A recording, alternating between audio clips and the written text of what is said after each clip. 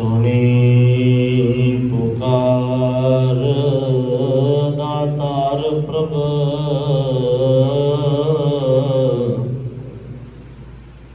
गुरु नानक जग माहे पठाया।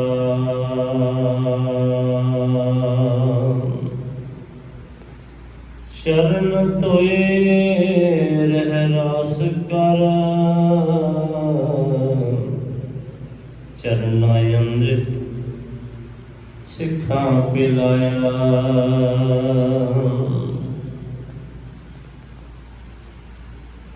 हर बेअंत होमित नहीं जानो, करूं बेनती सतगुर अपने।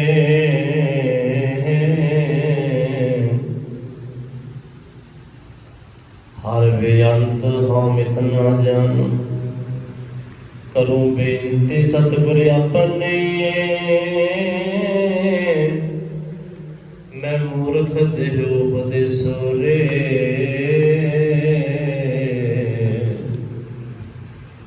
मैं मूर्ख की केतक बात है।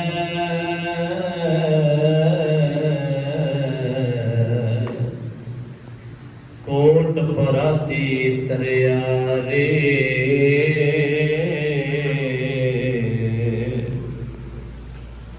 गुरु नानक जिन सुनिया पेखिया,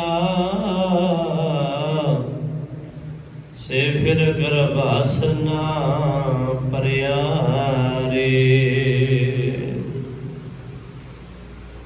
गुरु नानक जिन सुनिया पेखिया, से फिर गर्भासना परिया रे। जुगो जुग अटल साहिब सतगुरु श्री गुरु ग्रंथ सच्चे पातशाह महाराज जी के पावन पवित्र हजूर, जगत जलंदे नूं तारनहार आप नारायण कलाकार जग में परवरियो, जोत रूप हर आप गुरु नानक कहायो। ऐसे धन धन श्री गुरु नानक देव सच्चे पातशाह महाराज जी दे चरण कमलों की छो प्राप्त अस्थान दियां हाजरियां भरते हुए गुरुद्वारा श्री नानकपुरी साहब जी के तन मन धन करके सेवा निभाते हुए गुरु कीयां खुशियां लैण दा यतन करते हुए समूह खालसा साध संगत जी धनता दे योग हो, वडियाई दे पात्र हो। बिन भागा सत संग न लभै, बिन संगत मैल भरीजै जियो। आओ इस पावन स्थान ते अज का जो मुख वाक सानू बख्शिश होया है, गुरु पासों जो सानू अज हुक्म प्राप्त होया है भी असीं करना की है, जीवन के अंदर किस चीज़ नूं छड्डना है ते किस नूं अपनाना है, साडा सुभाव किहो जिहा होवे, जिस सुभाव के सदका साडी गुरु परमेश्वर दे नाल नेड़ता बनी रहे, जिस सुभाव के नाल साडा संसार ते आउणा सफल हो जावे, ऐसी सुमत धन गुरु ग्रंथ सच्चे पातशाह महाराज जी बख्श रहे हैं। जिमें कि आप जी जानते हो, इस पावन स्थान पे कुकर्म होंदे सी, पशुओं की तरह मनुखों की मंडी लगती सी इस धरती पे। अंदरों आत्मा की पुकार दुखी होके ਕਰਦੇ ਸਨ ਉਸ ਸਮੇਂ, ਜਿਨ੍ਹਾਂ ਨਾਲ ਤਸੱਦਦ ਹੁੰਦਾ ਸੀ, ਬਗਾਰੀ ਜਿਨ੍ਹਾਂ ਨੂੰ ਕਹਿੰਦੇ, ਜਿਨ੍ਹਾਂ ਨੂੰ ਕੋਈ ਜਿਵੇਂ ਇੱਥੇ ਮੰਡੀ ਲੱਗਦੀ ਸੀ, ਜੋ ਇੱਥੇ ਦਾ ਚੌਧਰੀ ਸੀ, ਇਸ ਇਲਾਕੇ ਦਾ ਮੋਹਤਵਰ ਸੀ, ਉਹ ਫੜ ਕੇ ਵੇਚ ਦਿੰਦਾ ਸੀ ਪਠਾਣਾਂ ਨੂੰ। ਤੇ ਫਿਰ ਪਠਾਨ ਆਪਣੀ ਮਰਜ਼ੀ ਦੇ ਨਾਲ ਉਸ ਨੌਕਰ ਤੇ, ਉਸ ਗੁਲਾਮ ਤੇ, ਗੋਲੇ ਤੇ ਤਸੱਦਦ ਕਰਦੇ ਸਨ, ਹੱਦ ਤੋਂ ਵੱਧ ਕੰਮ ਲਿਆ ਕਰਦੇ ਸਨ। ਐਸੇ ਇੱਕ ਨਹੀਂ ਅਨੇਕਾਂ ਹੀ ਇਹੋ ਜਿਹੇ ਕਾਰਨਾਮੇ ਹੁੰਦੇ ਸਨ, ਅਨੇਕਾਂ ਨੂੰ ਹੀ ਵੇਚਿਆ ਖਰੀਦਿਆ ਜਾਂਦਾ ਸੀ, ਜਿਸ ਦੇ ਨਾਲ ਉਹਨਾਂ ਗਰੀਬਾਂ ਦੀ ਜਿਹੜੀ ਆਤਮਾ ਦੀ ਪੁਕਾਰ ਹੈ ਉਹ ਪਰਮੇਸ਼ਰ ਨੇ ਸੁਣੀ। ਤੇ ਗੁਰੂ ਨਾਨਕ ਸਾਹਿਬ ਮਹਾਰਾਜ ਜੀ ਦੇ ਚਰਨਾਂ ਪਾਸ ਉਹਨਾਂ ਦੀ ਅਰਦਾਸ ਪ੍ਰਵਾਨ ਹੋਈ। ਜਗਤ ਜਲੰਧਰ ਨੂੰ ਤਾਰਦੇ ਹੋਏ ਪਾਤਸ਼ਾਹ ਇਸ ਸਥਾਨ ਤੇ ਪਹੁੰਚੇ। ਇੱਥੇ ਫਿਰ ਜਿਹੜੀ ਮੰਡੀ ਲੱਗਦੀ ਸੀ, ਵੇਚਿਆ ਖਰੀਦਿਆ ਜਾਂਦਾ ਸੀ, ਉਹਨੂੰ ਬੰਦ ਕਰਨ ਦੇ ਲਈ ਮਹਾਰਾਜ ਨੇ ਕੌਤਕ ਵਰਤਾਇਆ। ਜਿਵੇਂ ਕਿ ਆਪ ਜੀ ਨੇ ਇਤਿਹਾਸ ਪੜ੍ਹਿਆ ਹੈ ਕਿ ਮਹਾਰਾਜ ਜੀ ਬਾਲਾ ਤੇ ਮਰਦਾਨਾ ਦੇ ਨਾਲ ਭਾਈ ਸਨ, ਉਹਨਾਂ ਦੇ ਨਾਲ ਆਏ ਤੇ ਮਹਾਰਾਜ ਨੇ ਹੁਕਮ ਕੀਤਾ ਵੀ ਭਾਈ ਤੁਸੀਂ ਗੁਪਤ ਹੋ ਜਾਵੋ। ਚੋਜ ਵਰਤਾਉਣਾ ਮਹਾਰਾਜ ਨੇ, ਉਹ ਗੁਪਤ ਹੋ ਗਏ। ਤੇ ਆਪ ਮਹਾਰਾਜ ਦੀ ਉਦੋਂ ਉਮਰ ਕਰੀਬਨ 35 ਸਾਲ ਦੇ ਕਰੀਬ ਹੋਵੇਗੀ, ਅੰਦਾਜ਼ਾ ਇਤਿਹਾਸ ਕਹਿੰਦਾ। ਬਾਣੀ 'ਚ ਬਚਨ ਹੁੰਦਾ ਵੀ ਆਪੇ ਬਾਲਾ ਹੈ, ਆਪੇ ਬਿਰਧ ਹੈ ਪਰਮੇਸ਼ਰ, ਆਪੇ ਉਹਦਾ ਬਚਪਨ ਹੈ, ਬੁਢੇਪਾ ਹੈ। ਮਹਾਰਾਜ 35 ਸਾਲ ਤੋਂ ਉਮਰ ਘਟਾ ਕੇ 12 ਸਾਲ ਦੇ ਬਾਲਕ ਬਣ ਗਏ, ਪ੍ਰਤੱਖ ਕਲਾ ਵਰਤਾਈ। ਤੇ 12 ਸਾਲ ਦੇ ਬਾਲਕ ਬਣ ਕੇ ਇੱਕ ਵਾਰੀ ਨਹੀਂ, 4 ਵਾਰੀ ਵਿਕੇ ਮਹਾਰਾਜ ਸਮੱਤ ਦੇਣ ਦੇ ਲਈ। ਬਾਰ-ਬਾਰ ਦ੍ਰਿੜ ਕਰਾਇਆ ਗਿਆ ਕਿ ਵੀ ਇਸ ਕੰਮ ਨੂੰ ਛੱਡ ਦਿਓ, ਛੱਡ ਦਿਓ, ਛੱਡ ਦਿਓ। ਆਖਰਕਾਰ ਉਸ ਸਮੇਂ ਦੇ ਜਿਹੜੇ ਉਹ ਵੇਚਣ ਖਰੀਦਣ ਵਾਲਾ ਦਾ ਜਿਹੜਾ ਸਿਲਸਿਲਾ ਸੀ ਉਹ ਬੰਦ ਕਰ ਦਿੱਤਾ ਮਹਾਰਾਜ ਨੇ, ਬੰਦ ਹੋ ਗਿਆ ਸਤਿਗੁਰੂ ਦੀ ਕਿਰਪਾ ਦੇ ਨਾਲ।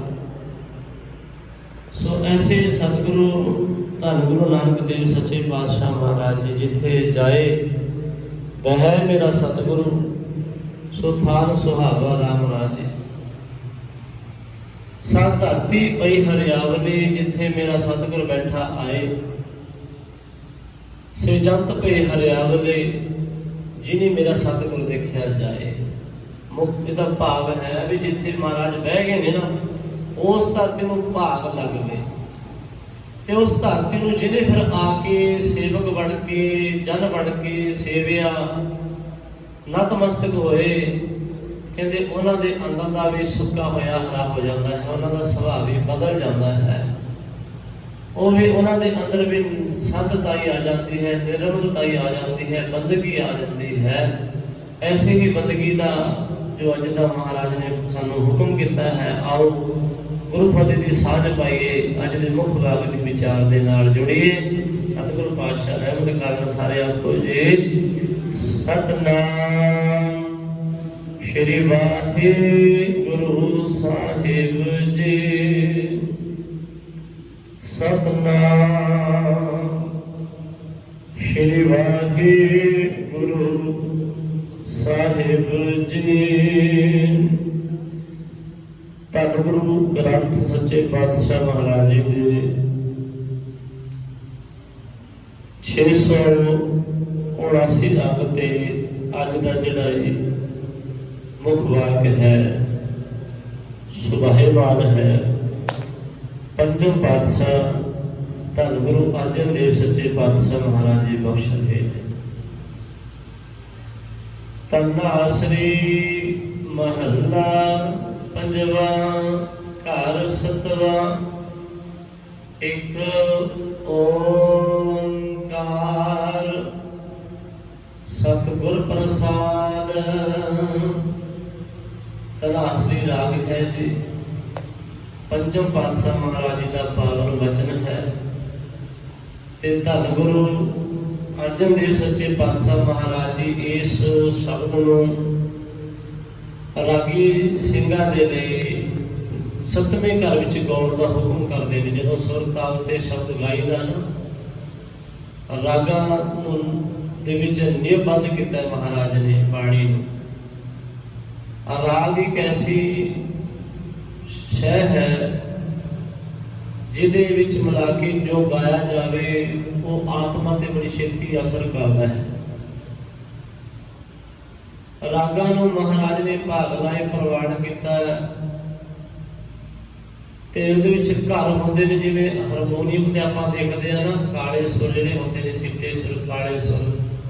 ਜਿੱਦਾਂ ਜਿਵੇਂ ਆਪਾਂ ਕਹਿੰਦੇ ਵੀ ਸੱਤਵੇਂ ਕਾਲੇ ਤੋਂ ਮਾਰਨਾ, ਸੱਤਵਾਂ ਸੁਰ ਚੱਕਣਾ, ਉੱਥੋਂ ਇਹ ਆਵਾਜ਼ ਇਹਦੇ ਨਾਲ ਮਹਾਰਾਜ ਕਹਿੰਦੇ ਮਿਲੇਗੀ, ਮੈਚ ਕਰੇਗੀ। ਸੱਤਵੇਂ ਘਰ ਵਿੱਚ ਗਾਉਣ ਦਾ ਰਾਗੀ ਸਿੰਘਾਂ ਨੂੰ ਹੁਕਮ ਹੈ। ਅੱਗੇ ਮੰਗਲ ਬਖਸ਼ਦੇ ਨੇ ਮਹਾਰਾਜ, ਇੱਕ ਓੰਕਾਰ ਸਤਿਗੁਰ ਪ੍ਰਸਾਦ। ਯਾਦ ਰੱਖਣਾ ਮਹਾਰਾਜ ਨੇ ਇੱਕ ਵਾਰੀ ਨਹੀਂ 523 ਵਾਰੀ ਗੁਰੂ ਗ੍ਰੰਥ ਸਾਹਿਬ ਮਹਾਰਾਜ ਵਿੱਚ ਦੱਸਿਆ, ਮੂਲ ਮੰਤਰ ਉਚਾਰ ਕੇ, ਗੁਰਮੰਤਰ ਉਚਾਰ ਕੇ, ਕਿ ਅਕਾਲ ਪੁਰਖ ਵਾਹਿਗੁਰੂ ਭਾਈ ਕੇਵਲ ਤੇ ਕੇਵਲ ਇੱਕ ਹੈ। ਉਹਦੇ ਵਰਗਾ ਨਾ ਦੂਜਾ ਪਹਿਲਾਂ ਹੈ ਸੀ ਤੇ ਨਾ ਹੋਵੇਗਾ ਤੇ ਨਾ ਹੋ ਸਕਦਾ ਹੈ। ਇਸ ਕਰਕੇ ਇੱਕ ਨੂੰ ਹੀ ਧਿਆਉਣਾ ਹੈ, ਇੱਕ ਨੂੰ ਹੀ ਮੰਨਣਾ ਹੈ, ਇੱਕ ਦੇ ਹੀ ਹੁਕਮ ਦੇ ਵਿੱਚ ਚੱਲਣਾ ਯਤਨ ਕਰਨਾ ਹੈ ਤੇ ਇੱਕ ਨੂੰ ਹੀ ਮਨ ਦੇ ਵਿੱਚ ਦ੍ਰਿੜ ਕਰਨਾ ਹੈ। ਗੁਰੂ ਗੋਬਿੰਦ ਸਿੰਘ ਸੱਚੇ ਪਾਤਸ਼ਾਹ ਕਹਿੰਦੇ, ਮੇਰੇ ਸਿੱਖ, ਮੇਰੇ ਗੁਰਸਿੱਖ ਪਿਆਰੇ, ਤੇਰੇ ਸਾਹਮਣੇ ਕੋਈ ਏਡਾ ਵੱਡਾ ਸ਼ਕਤੀਸ਼ਾਲੀ ਪੁਰਖ ਆ ਕੇ ਖੜ ਜਾਵੇ ਜੋ ਆਪਣੀ ਸ਼ਕਤੀ ਦੇ ਨਾਲ ਪਹਾੜ ਉਡਾ ਦੇਵੇ, ਦਰਖਤਾਂ ਨੂੰ ਉਡਾ ਦੇਵੇ, ਪਾਣੀ ਦਾ ਵਹਾਅ, ਗੰਗਾ ਦਾ, ਸਮੁੰਦਰ ਦਾ ਵਹਾਅ ਬਦਲ ਦੇਵੇ, ਪਰ ਉਹਦੀ ਸ਼ਕਤੀ ਤੇ ਇਤਬਾਰ ਨਾ ਕਰੀ, ਭਰੋਸਾ ਨਾ ਕਰੀ, ਕਿਉਂਕਿ ਸਾਰੀਆਂ ਸ਼ਕਤੀਆਂ ਦਾ ਮਾਲਕ ਅਕਾਲ ਪੁਰਖ ਵਾਹਿਗੁਰੂ ਹੈ। ਉਹਨੂੰ ਭੁੱਲ ਕੇ ਉਸ ਪੁਰਖ ਨੂੰ ਨਾ ਮੰਨਣ ਲੱਗ ਜਾਵੇ ਜਿਹੜਾ ਤੈਨੂੰ ਸ਼ਕਤੀਆਂ ਦਿਖਾਉਂਦਾ ਹੈ, ਕਿਉਂਕਿ ਉਹ ਸ਼ਕਤੀਆਂ ਵੀ ਉਸੇ ਪਾਸੋਂ ਹੀ ਪ੍ਰਾਪਤ ਕਰਕੇ ਆਇਆ ਹੋਵੇਗਾ। ਜੀ ਦੀਆਂ ਇਹ ਹਨ ਤੇ ਮਤਾਂ ਤੋਂ ਕਿਤੇ ਉਹਦੇ ਉੱਤੇ ਉਹਦਾ ਤੂੰ ਗੁਲਾਮ ਬਣ ਜਾਵੇਂ, ਬੰਦਾ ਬਣ ਜਾਵੇਂ। ਕੇਵਲ ਤੇ ਕੇਵਲ ਅਕਾਲ ਪੁਰਖ ਨੂੰ ਹੀ ਮਨ ਦੇ ਵਿੱਚ ਵਸਾਈ, ਜੋ ਕੇਵਲ ਤੇ ਕੇਵਲ ਇੱਕ ਹੈ। ਤੇ ਫਿਰ ਅਗਲਾ ਸਵਾਲ ਜਦੋਂ ਸਿੱਧਾ ਨਾ ਸੀ ਵੀ ਉਹ ਇੱਕ ਕਰਦਾ ਕੀ ਹੈ, ਉਹਦਾ ਕੰਮ ਕੀ ਹੈ, ਤੇ ਮਹਾਰਾਜ ਕਹਿੰਦੇ ਉਹ ਹੈ ਓੰਕਾਰ।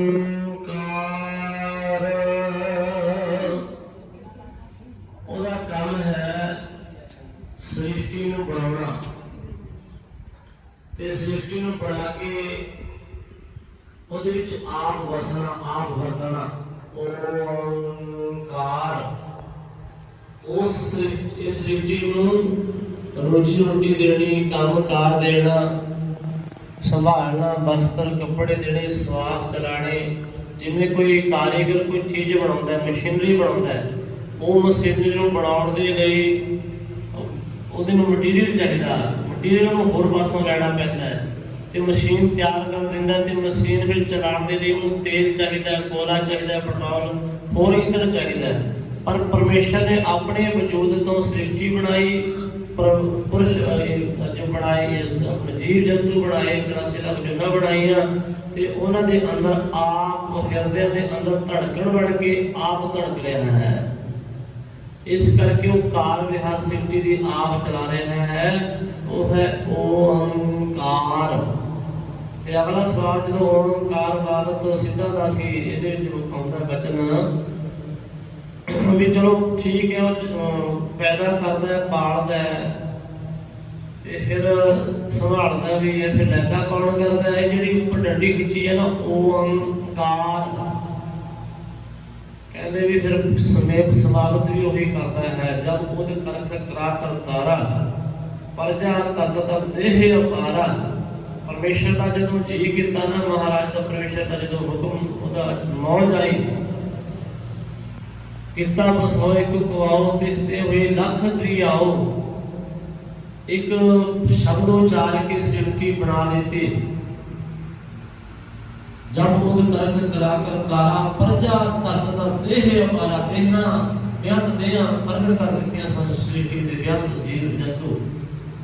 जब आकर्ष करत हो करूँ, जब आकर्ष करत हो करूँ, तुम में अमृत सृष्टि सब आदेश सृष्टि जिमें श्वास महाराज ने बाहर कढ़िया। परमेश्वर कहते श्वास में चलो प्रमाण ले लिया, सृष्टि पैदा हो गई कि वचन कढ़िया, वो वचने तो वापस लेंदे ने भाव श्वास अंदर खिंचते ने। जब आकर्ष ਇਹਦਾ मतलब ਹੁੰਦਾ ਵੀ ਅੰਦਰੋਂ श्वास ਲੈਣਾ। जब आकर्ष ਜਦੋਂ ਆਕਰਖ ਕੀਤਾ ਮਹਾਰਾਜ ਕਹਿੰਦੇ ਦਸਮ ਪਾਤਸ਼ਾਹ ਜੀ ਸਾਰੀ ਸ੍ਰਿਸ਼ਟੀ ਨੂੰ ਫਿਰ ਸਮੇਟ ਲੈਂਦੇ ਨੇ। ਇਹ ਕਿਰਿਆ ਹੋਣ ਵਿੱਚ ਬਹੁਤਾ ਸਮਾਂ ਨਹੀਂ ਲੱਗਦਾ।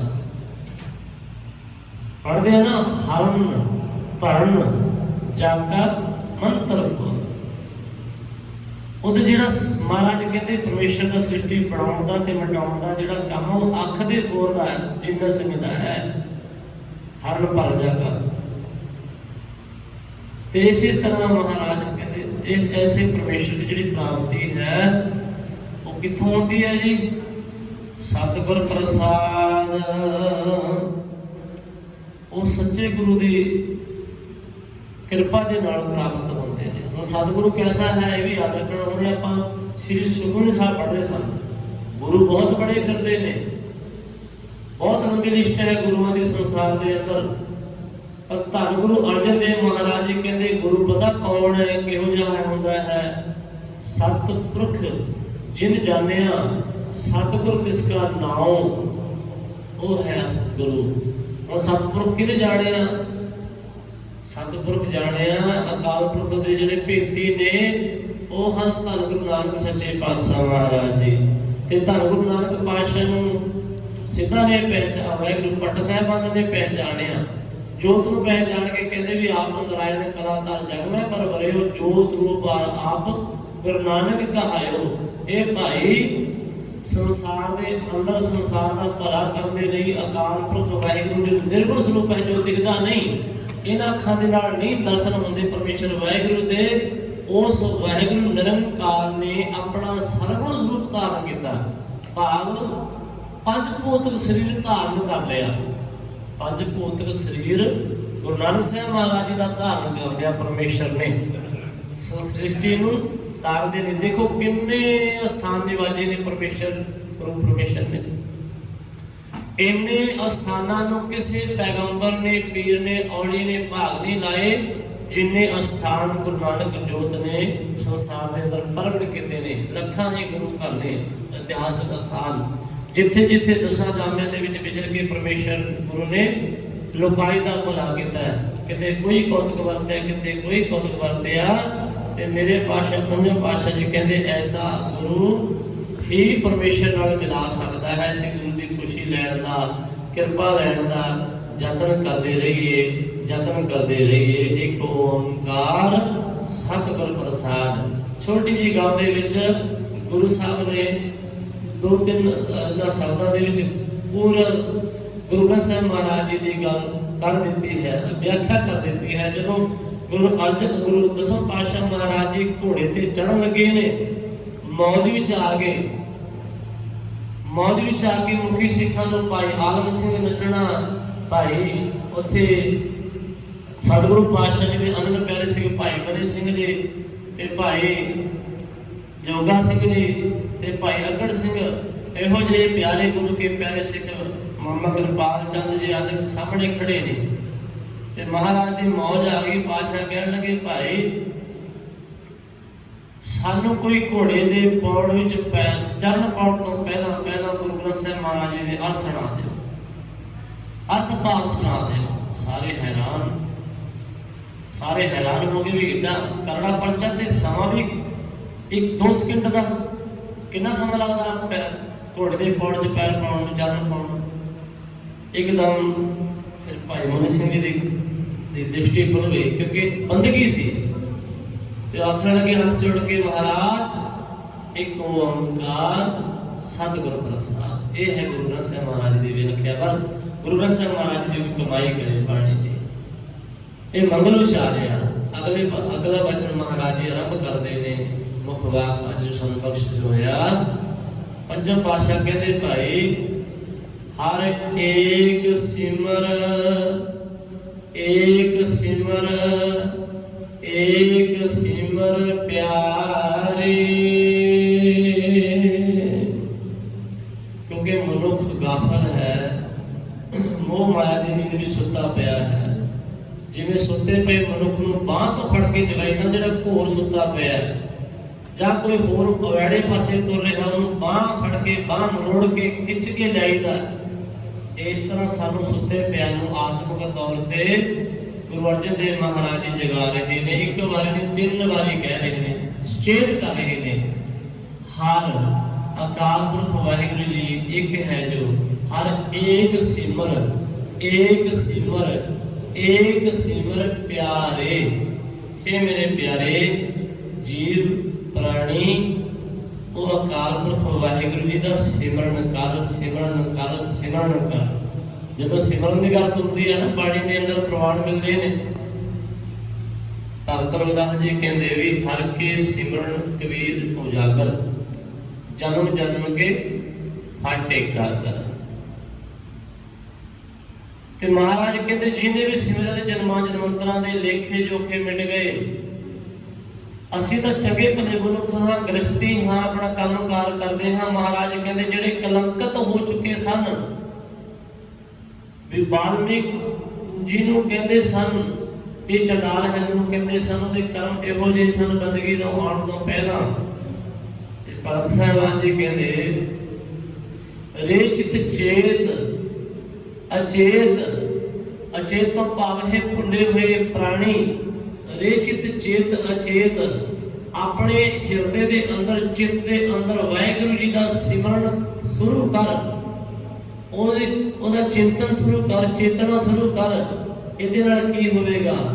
हे मन चेत अचेत काहे ना बाल में कह देख, किस जात दे कह पत अमरियो राम भगत विसेक। कहते देख उन्होंने लोग माड़ा कहते सन, पर जदों वो सिमरन कर लग पे चौथे पद ते पहुंच गए। उन्होंने इन्नी बंदगी की, इन्नी बंदगी की, कहते उन्होंने अंदर राम भगत विसेक, उन्होंने अंदर वाहिगुरु जी ने वासा कर लिया। तो उन्होंने पहचान परमेश्वर भगत करके बन गई। तो आला बचन भी उत्थे महाराज करते हैं, कहते देख गणका का किन्ना करके होया जीवन से, अजामिल किन्ना पापी सी, बेशरागामी सी। नौवें पातशाह महाराज जी भी वहाई भरते हैं कि देख उन्होंने किन्ना भैड़ा जीवन से, पर जो नाम जपण लग पे, क्योंकि नाम जपण के नाल की है ना, जिवें शीशा ना, शीशे को आप साफ करीदा, गंदा हट जाता, अपना चेहरा देखना आ जाता है। इस तरह साडी आत्मा के जन्मां जन्मांतरां की काढ़ लगी हुई है। इस मन को जन्म जन्म के मन लागी, काला हुआ स्या हो, खनली धोती उजली ना होगी, जे सौ धोवण पावो। जिवें कोल्हू नीर साफ करने वाली जी नीर है, कोल्हू कितनी ठंडी हो जाती है, जी तेल कढ़ने वाला कोल्हू होता वो साबण लाई जाओ उजली नहीं होती। इस तरह साडा मन है, पर जिहड़ा नाम की साबण है ये मन को जन्म जन्मांतरां दी मैल नूं धो दिंदी है, भरी है। मत पापा के संगो धुप है नावे के रंग। जदों आत्मा साफ सुथरी हो गई ना, फिर मनुख को अपने अवगुण नजर आने लग जाते हैं कि मैं कित्थे खड़ा हाँ, तो मैनू मेरा गुरु कित्थे पहुँचाना चाहता है, मैं कर की रहा हाँ, तो मेरे गुरु का हुक्म की है। जिवें इत्थे इस स्थान ते गुरु नानक पातशाह ने समझाया कि तुसीं करन की आए हो ते कर की रहे हो। वो समझे पठाना मोला भी तुसीं करन की आ रहे हो, कर की रहे हो। इसी प्रकार अज साडा हाल है। ते महाराज सानू कहते आयो सुनन पढ़त को बाणी, नाम विसार लगे अनलाच बिरथा जन्म प्राणी।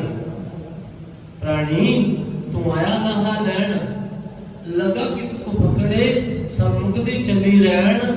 महाराज कहते जिंदगी रूपी रात खत्म हो रही है प्यारे, इस करके उस वाहिगुरू दा सिमरन शुरू कर दे। सुखमनी साहब से रोज पढ़ते हैं, सिमरो सिमर सिमर सुख पावो, काल कलेश तन माहि मिटावो। साडे अंदर बड़े विकार हन, साडे अंदर बड़ी दुराचारियां हन, साडे अंदर अवैड़े सुभाव हन। ये उदों तक नहीं खत्म होणगे जदों तक साडे अंदर बंदगी की रौ नहीं तुरेगी। जिस दिन बंदगी की रौ तुर पई, चल पिया अजबा जाप, फिर महाराज जी कहते गुण गाते हुए नाम जपते हुए हर सिमरत तेरी जाय बनाए, गुण गावत तेरी उतर समैल, फिर तेरी अंदर दी मैल तर जाएगी। जीवो निर्मल बाहरों निर्मल, बाहरों निर्मल, जीवो निर्मल, सतगुर ते करनी कमानी। तू अंदरों भी ते बाहरों भी सच्चा हो जाएगा, निर्मल हो जाएगा, मैल तो रहित हो जाएगा। याद रखना, जदों तक तेरे अंदर मैल है, साडे अंदर मैल है, उदों तक असीं खोटे हैं, खरे नहीं हैं। खोटा सिक्का बाजार में नहीं चलता, खोटा नोट, खोटा पैसा जिन्हें बाजार में दुनियावी बाजार के प्रवाह नहीं है, इसी प्रकार परमेश्वर की दरगाह के अंदर खोटा मनुख भी प्रवाह नहीं है। खरे खजाने पायन खोटे सट्यन बाह बाहर बाणी कहती है। खैरिਆਂ खजाने में महाराज ने सचखंड में थां दे देनी है, ते खोटियां दे फिर कहते इस पौड़ी ते जो ना चुकै आए जाए दुख पाएंदा। ओदा भाई आया आना जाना बड़ा रहना। जिंदगी ना दुख है, जिंदगी ना सुख है, जिंदगी ना आराम है, ना कोई होर शह है। जिंदगी कर्मां का हिसाब है, कर कर करना, क्योंकि बाणी कह रही है कर कर करना, लिख ले जाओ आपे बीज आपे ही खाओ। अपना बीजिया वढना पैंदा है, हर इंसान नूं प्राणी नूं वढना पैंदा है। ये परमेश्वर का कानून है, गुरु का नियम है। ते महाराज ताइयों समझ चेत करते हैं भाई उस वाहिगुरू की बंदगी पल्ले बन लै, उस वाहिगुरू की बंदगी अपना लै। जिस दिन तू बंदगी वाला बन गया ते तेरे ते गुरु की नजर रहमत हो जाएगी। फिर तेरे अंदरों काल कलेश लोभ मोह महा भौजल तारे, तेरे अंदर कड़ा कलेश है, झगड़े बड़े करता है। तेरे अंदर मोह दियां, लोभ दियां, क्रोध दियां लहरां उठ रही ने, जिवें समुद्र दे विच लहर छल मारदियां ना, बड़ी बड़ियां किश्तियां उड़ जांदियां ने। बड़े देखा ना बेल मछलियां बाहर मारने कट के समुद्र तो एडी तगड़ी लहर होती है।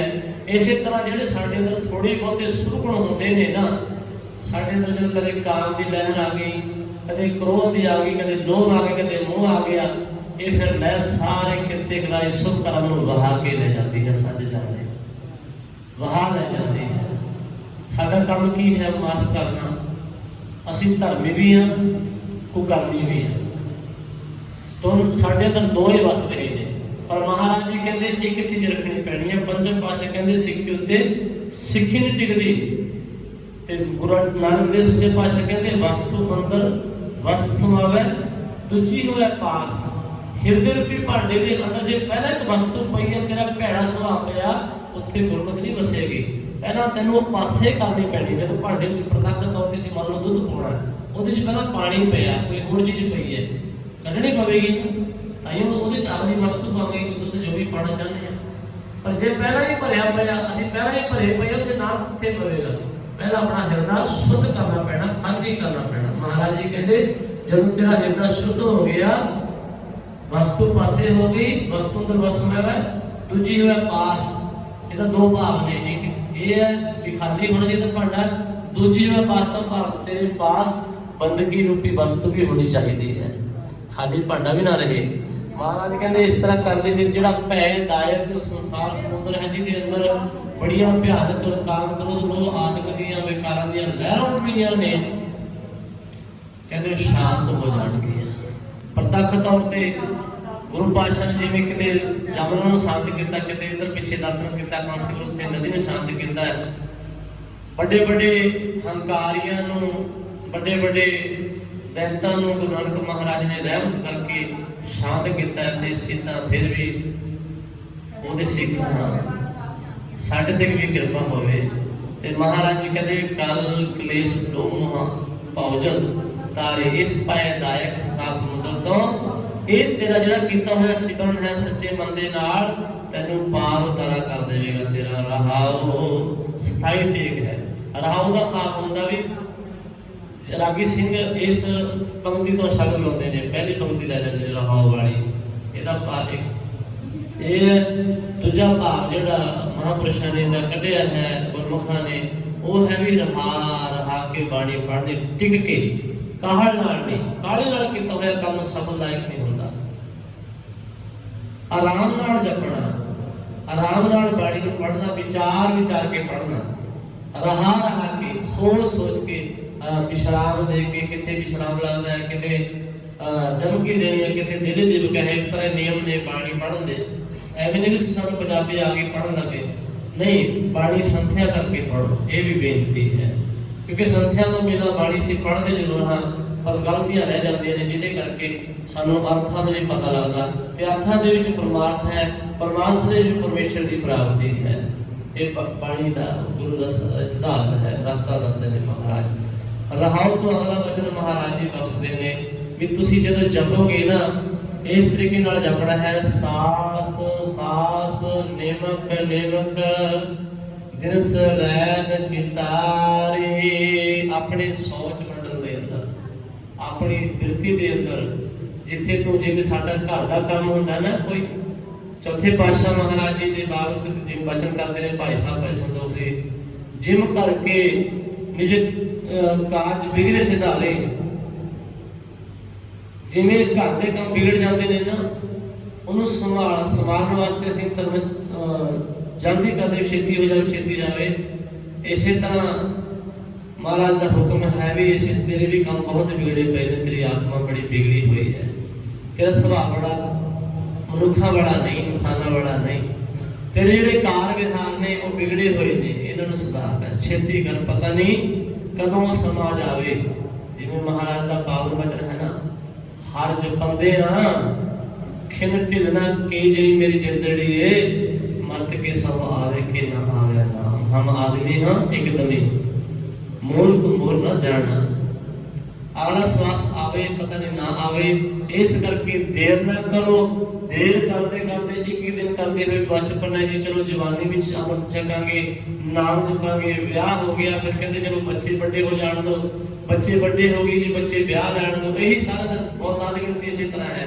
फिर कहते जी पोता पोती खिला लीए, इन्होंने की होता बुलावा आ जाता है, फिर ना तीर्थ सेवे ना हर बजे चोटी गाँव रही, मन की मन में रह जाती है महाराज के। इस करके भाई हुणे संभाल लो, हुणे संभाल लो। जो महाराज का हुक्म हो गया सोझे आ गई, सास सास निमक निमक दिन सरैन जी तारे। ऐसे वाहिगुरु ਜਿਹੜੇ ਸਾਨੂੰ ਸਾਡੇ ਸਵਾਸ ਚਲਾ ਰਹੇ ਨੇ, ਸਾਨੂੰ ਹਰ ਚੀਜ਼ ਮੁਹੱਈਆ ਕਰਾ ਰਹੇ ਨੇ, ਬਿਨਾਂ ਮੰਗਿਆ ਸਾਨੂੰ ਸਭ ਕੁਝ ਮਿਲ ਰਿਹਾ ਹੈ। ਅਨਮੋਲ ਦਾਤਾਂ ਨੇ, ਉਹਦੀਆਂ ਅਸੀਂ ਮੁੱਲ ਨਹੀਂ ਦੇ ਸਕਦੇ ਕਿ ਸਵਾਸ ਦਾ ਵੀ। ਤੇ ਐਸੇ ਵਾਹਿਗੁਰੂ ਜੀ ਦਾ ਅਹਿਸਾਨ ਜਾਣਦੇ ਹੋਏ, ਧੰਨਵਾਦ ਕਰਦੇ ਹੋਏ, ਸ਼ੁਕਰ ਕਰਦੇ ਹੋਏ, ਹੁਣ ਮੇਰੇ ਕੋਲ ਸਾਹਮਣੇ ਵਿਸਾਖੀ ਦਾ ਅਕਿਰਤ ਘੜਦੇ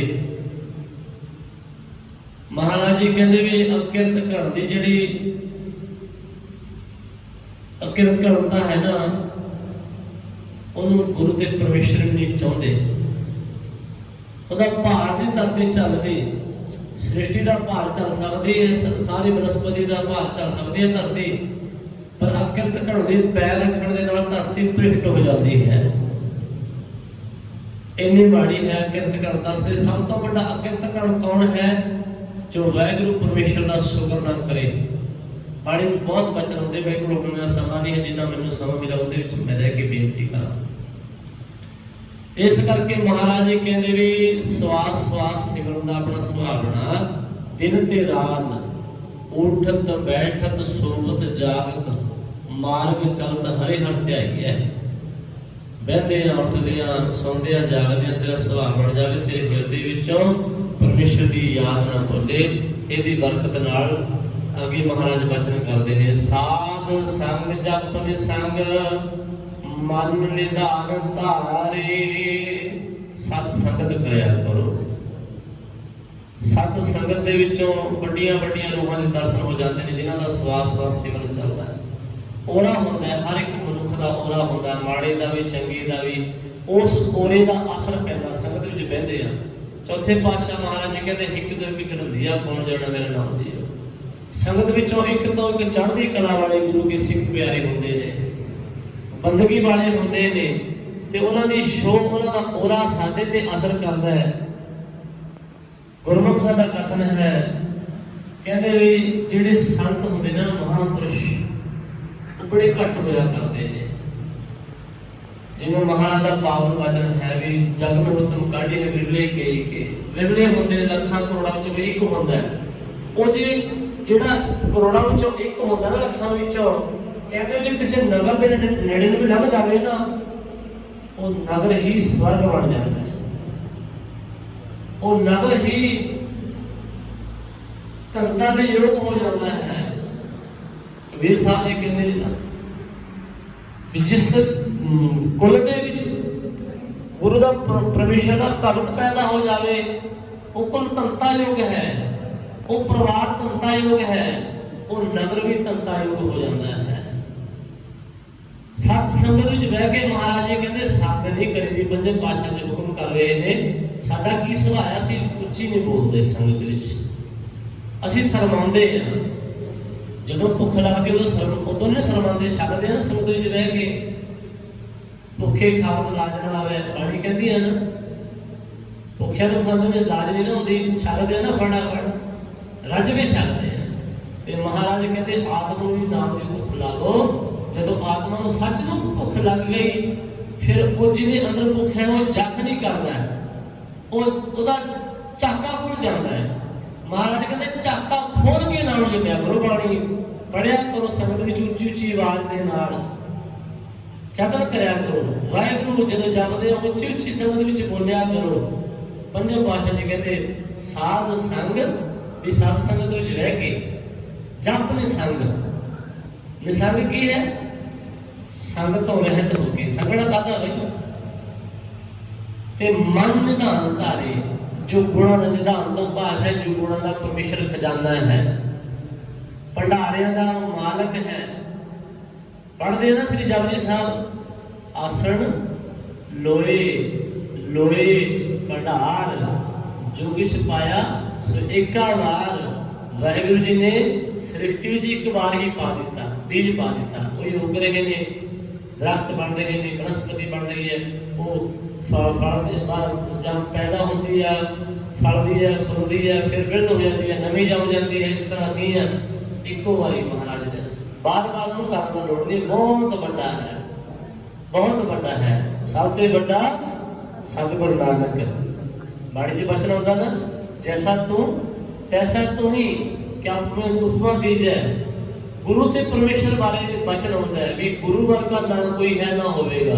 ਪਰਮੇਸ਼ਰ ਬਾਰੇ ਬਚਨ ਹੁੰਦਾ ਵੀ ਤੇਰੇ ਵਰਗਾ ਨਾ ਕੋਈ ਹੋਇਆ ਤੇ ਨਾ ਹੋਵੇਗਾ, ਤੂੰ ਹੀ ਹੋਣਾ ਹੈ ਸਾਰਾ ਕੁਝ। ਜਦੋਂ ਜਾਪ ਸਾਹਿਬ ਪੜ੍ਹਦੇ ਆ ਨਾ, ਅਕਾਲ ਉਸਤਤ ਦਸਮ ਪਾਤਸ਼ਾਹ ਮਹਾਰਾਜ ਜੀ ਵਜਦ ਵਿੱਚ ਆ ਗਏ। ਵਜਦ ਕਹਿੰਦੇ ਵੀ ਆਤਮਾ ਪਰਮੇਸ਼ਰ ਨਾਲ ਆਪਣੀ ਆਪ ਦੇ ਵਿੱਚ ਸਰੂਪ ਵਿੱਚ ਸਮਾ ਗਏ। ਅਕਾਲ ਉਸਤਤ ਤੋਂ ਚਾਹ ਰਹੇ ਨੇ। ਜਦੋਂ ਗੁਣਾਂ ਦਾ ਖਿਆਲ ਹੈ ਨਾ ਪਰਮੇਸ਼ਰ ਵਾਹਿਗੁਰੂ ਦਾ, ਆਖਣ ਲੱਗੀ ਤੂੰ ਹੀ ਤੂੰ ਹੀ ਤੂੰ ਹੀ ਤੂੰ ਹੀ ਤੂੰ ਹੀ ਤੂੰ ਹੀ ਤੂੰ ਹੀ ਤੂੰ ਹੀ ਤੂੰ। 16,000 ਵਾਰੀ ਹੋ ਗਿਆ ਸੰਗਤ ਇਤਿਹਾਸ ਕਹਿੰਦਾ, 16,000 ਵਾਰੀ। ਭਾਈ ਸਾਹਿਬ ਭਾਈ ਮਨੀ ਸਿੰਘ ਜੀ ਲਿਖਦੇ ਰਹੇ, ਕਿਉਂਕਿ ਗੁਰੂ ਉਚਾਰ ਰਹੇ ਨੇ, ਭਾਈ ਮਨੀ ਸਿੰਘ ਜੀ ਲਿਖ ਰਹੇ ਨੇ ਬਾਣੀ। ਤੇ ਜਦੋਂ ਮਹਾਰਾਜ ਸਮਾਧੀ ਤੋਂ ਮੁਹਾਨ ਹੋਏ, ਬਾਹਰ ਆਏ, ਆਖਣ ਲੱਗੇ ਕਿੰਨੇ ਵਾਰੀ ਹੋ ਗਿਆ ਜੀ ਭਾਈ ਸਾਹਿਬ? ਭਾਈ ਸਾਹਿਬ ਜੀ ਕਹਿੰਦੇ ਜੀ ਮਹਾਰਾਜ ਗਿਣ ਕੇ ਦੱਸਿਆ ਵੀ 16,000 ਵਾਰੀ ਹੋ ਗਿਆ।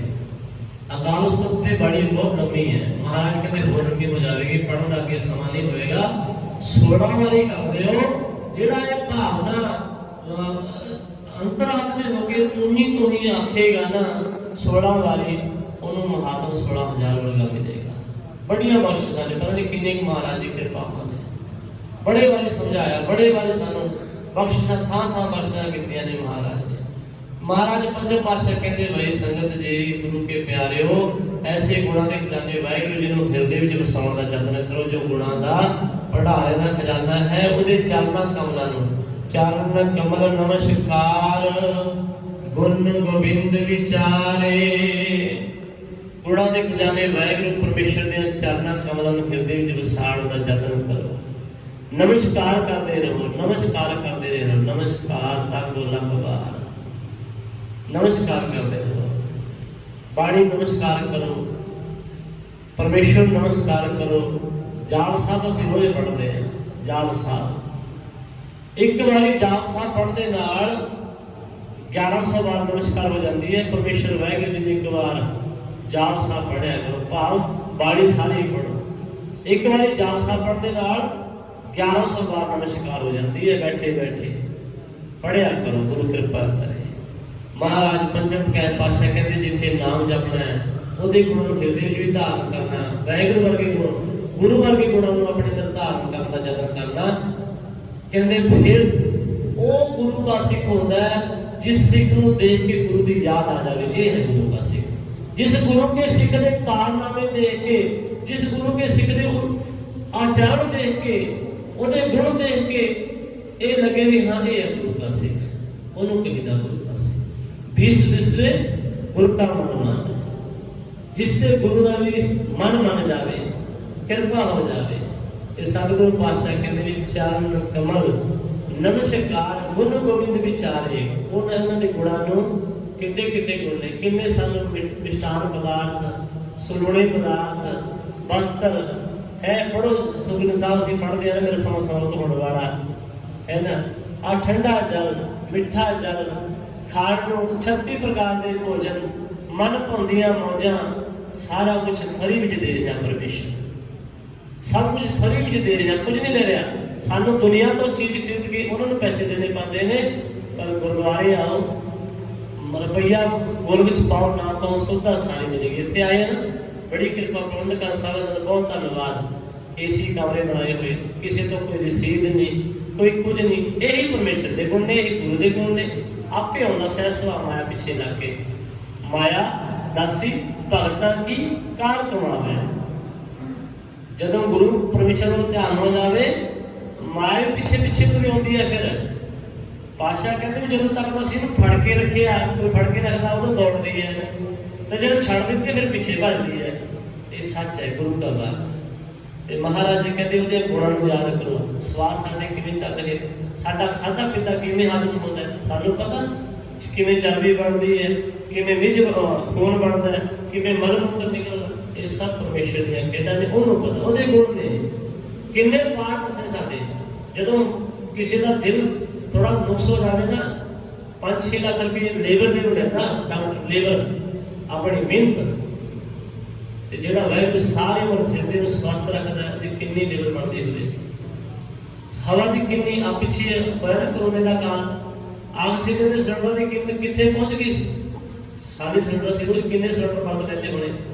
देखो इहने परमेश्वर वाहिगुरू दे गुण, इन्हां गुणां नूं याद करके इन्हां शुक्र करें करो। महाराज जी कहते शुक्र कराया करो। हाँ, जिन्होंने कमाई की है ना, उन्होंने सेवा जरूर कराया करो। जिन्होंने कमाई की होती है, साधु संतां दी, गुरमुखां दी संगत करनी है, तो उन्होंने हर पक्षों सेवा कराया करो।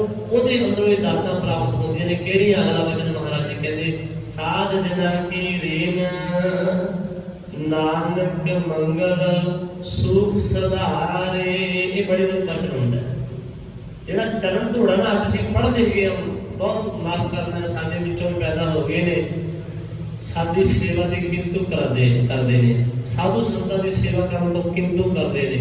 ਉਹ ਜਿਹਨੂੰ ਆਪਣੇ ਆਪ ਦਾ ਨਹੀਂ ਪਤਾ, ਉਹ ਗੁਰੂ ਤੇ ਕਿੰਤੂ ਕਰਦਾ ਹੈ, ਉਹ ਪ੍ਰਸ਼ਨ ਚਿੰਨ੍ਹ ਕਰਦਾ, ਖੜੇ ਕਰਦਾ ਹੈ। ਨਹੀਂ, ਗੁਰੂ ਅਰਜਨ ਦੇਵ ਮਹਾਰਾਜ ਜੀ ਤੋਂ ਪੁੱਛੋ, ਗੁਰੂ ਗ੍ਰੰਥ ਸੱਚੇ ਪਾਤਸ਼ਾਹ ਮਹਾਰਾਜ ਜੀ ਤੋਂ ਪੁੱਛੋ ਵੀ ਸੰਤ ਕੌਣ ਹੁੰਦੇ ਨੇ।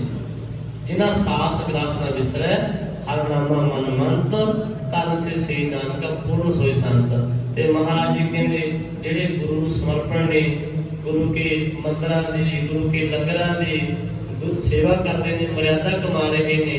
महाराज जी कहते अपने ते प्रमाण ढका के गल करते, क्योंकि सियाणे टीचर की पछाण होती है मास्टर की। जदों किसी नूं गल समझाउणी अपने ते ढका के, ताकि सौखा समझ आ जाए। उत्तम वक्ता की निशानी होया करती है। जिहड़ा उत्तम वक्ता हुंदा ना, 3 वक्ते हुंदे ने। एक होंदा कनिष्ठ, किसी को उपदेश देवे कौड़ा बोल बोले ना, जिन्होंने उपदेश दे वह भला होवे ना वह अपना भला। एक होंदा मध्यम वक्ता, उपदेश तो दे रहे हैं पर अगले तो दिन दिखा देता, कई बार बोलण का, सुनाण का, कहण का ढंग मन भी लेंदा, अगला तो चुभदा है। एक होंदा उत्तम वक्ता। उत्तम वक्ते का आख्या होया ना चुभदा है ते ना ही कोई होर ਉਹਨੂੰ ਕੋਈ ਫਲ ਹੁੰਦਾ ਹੈ। ਕੇਵਲ ਤੇ ਕੇਵਲ ਦਾ ਭਲਾ ਹੀ ਹੁੰਦਾ ਹੈ। ਤੇ ਹਿਰਦੇ ਵਿੱਚ ਵਸ ਜਾਂਦਾ ਹੈ। ਤਾਂ ਕਿਹਾ ਹੋਇਆ ਉਤਮ ਭਗਤੀ ਦੀ ਨਿਸ਼ਾਨੀ ਹੋਇਆ ਕਰਦੀ ਹੈ। ਮੇਰੇ ਸਤਿਗੁਰੂ ਗੁਰੂ ਅਰਜਨ ਦੇਵ ਸੱਚੇ ਪਾਤਸ਼ਾਹ ਮਹਾਰਾਜ ਜੀ ਬਾਣੀ ਦੇ ਬੋਹਿਤ ਉਤਮ ਭਗਤਾਂ ਦੇ ਰੂਪ ਵਿੱਚ ਕਹਿ ਰਹੇ ਨੇ, ਹੇ ਭਾਈ ਜਿਹੜੇ ਸਾਧੂ ਜਨ ਨੇ ਨਾ, ਸੰਤ ਜਨ ਨੇ, ਗੁਰਮੁਖ ਜਨ ਨੇ, ਨਾਮ ਦੇ ਰਸੀਏ ਨੇ, ਉਹਨਾਂ ਦੇ ਚਰਨ ਧੂੜ ਲੱਭਿਆ ਕਰੋ। ਬਾਣੀ ਕਹਿ ਰਹੀ ਹੈ, ਬਾਣੀ ਕੀ ਕਹਿੰਦੀ ਹੈ? ਚਰਨ ਧੂੜ ਵਾਲੇ ਬੜੇ ਬਚਨ ਹੁੰਦੇ, ਮੈਂ ਦੋ ਤਿੰਨ ਹੀ ਸਾਂਝੇ ਕਰਨੇ ਨੇ। ਇੱਕ ਬਚਨ ਹੁੰਦਾ ਹੈ ਪੰਚਮ ਪਾਤਸ਼ਾਹ ਜੀ ਦਾ, ਇਹ ਮਹਾਰਾਜ ਕਹਿੰਦੇ ਕਿ ਮੈਂ ਤਾਂ ਇੱਕੋ ਚੀਜ਼ ਮੰਗਦਾ ਪਰਮੇਸ਼ਰ ਵੱਲੋਂ, ਪਾਸੋਂ, ਗੁਰੂ ਵੱਲੋਂ। ਕੀ ਮਹਾਰਾਜ ਕਹਿੰਦੇ? ਸਗਲ ਸੰਤਨ ਪੈ ਮਸਤ ਇੱਕ ਮੰਗੋ, ਇੱਕੋ ਵਸਤੂ ਮੰਗਦਾ ਜੀ ਮੈਂ। ਹੁਣ ਚਰਨਾਂ ਦੇ ਧੂੜ ਮੰਗ ਜਿਹੜੇ ਸਾਧੂ ਸੰਤਾਂ ਦੀ, ਗੁਰਮੁਖਾਂ ਦੀ।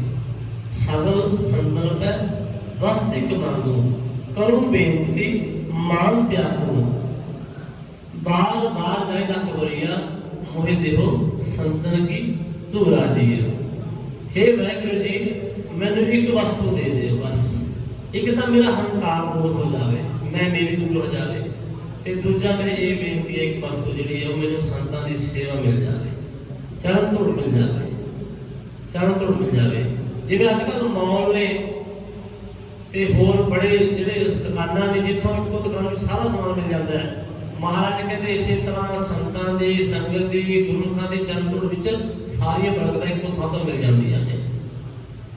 धूड़ी मज्जन साधखे साई थे कृपाल, लब्बे हब्बे थोपड़े नानक हर तन माल।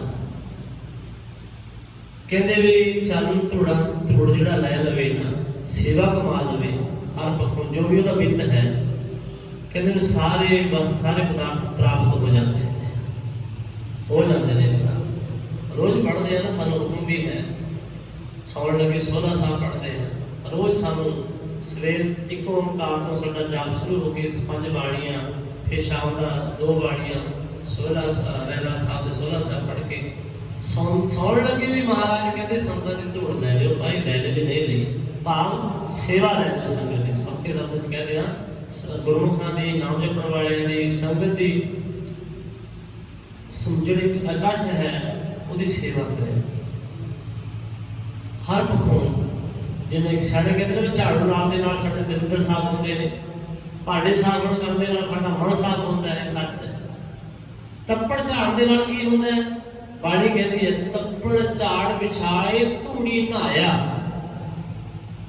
जब तप्पड़ झाड़ ते जिहड़ी धूड़ पैंदी है ना, क्योंकि आत्मा मंडल दी गल्लां ने, बाहर दी नहीं, ये आत्मा गल्लां ने, क्योंकि बाणी आत्मा दी गल करदी है, तो दरगाह दी गल करदी है बाणी।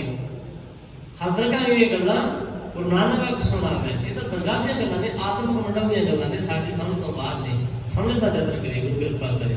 सतगुरु पातशाह जी कहते भी जिहड़ी असीं तप्पड़ जदों झाड़दे धूड़ पैंदी असीं नहा लैंदे उतर जांदी है, पर जिहड़ा ओहदा आत्मक फल है ना, वो कहते साडे अंदर दी मैल लथ जाती है, जन्म जन्मांतर दी मैल लथ जाती है। यह है धूड़ी दा लैण दा सानू फायदा। पंचम पातशाह आखिरी पद विच कह रहे हैं, आखिरी पंक्ति विच, साध जना की रेन नानक मंगल सुख सधारे। हे भाई साधु जना दी चरण धूड़ दे नाल तैनूं आत्म सुख प्राप्त होएगा, तैनूं आत्म खुशी प्राप्त होगी। देखदे ना आप किसी भुखे नूं जा के कितनी आत्मा दे होंदी है, पर जिहदे अंदर गुरमत होवे। देखदे ना किसी निर्वस्त्र नूं वस्त्र पहना के कितनी खुशी मिलती है, आत्मक सुख मिलदा है। वो सुख कर्मां नाल गुरु दी कृपा नाल प्राप्त होंदा है। यह अज दा मुख वाक आखिरी पंक्ति पढ़ के समाप्त करिए। होइयां भुलां दी माफी बख्श, संगत बख्श देवे, गुरु साहब जी बख्श लैण। प्रबंधक साहिबाना दा बड़े प्यारे प्रबंधक साहिबान कह भी कुछ शोभा ने देखा ही परिवार, आप जी ने देख लिया कितने सोहना स्थान प्रबंध है, कितनी वधिया भावना है। गुरु कृपा करे। बहुत इन्हां दा बहुत बहुत सारे जथे दा धन्नवाद बाबा जी का।